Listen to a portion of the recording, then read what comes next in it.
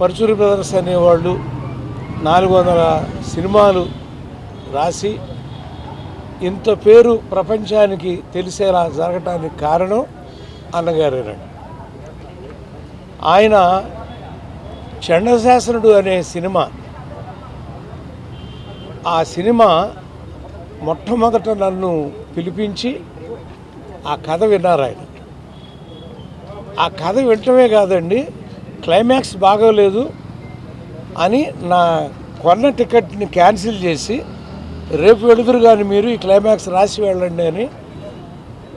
ఆ జీవితంలో నేను మర్చిపోలేని సంఘటన అండి. అక్కడ వారు పక్కన సీట్ పక్కన ఒక చిన్న ఇలా ఉండేది, ఒక దివాణంలాగా.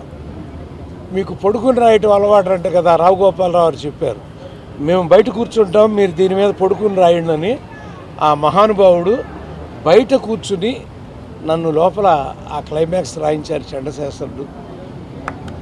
నేను జీవితంలో సినిమా రచయితను అవ్వగలను అని ఆయన ఆ రోజున అన్న మాట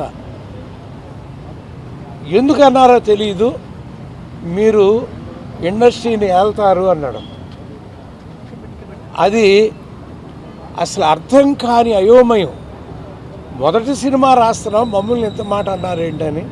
మరి 400 సినిమాలు రాయగలిగామంటే ఆ దైవం యొక్క ఆశీస్సులే.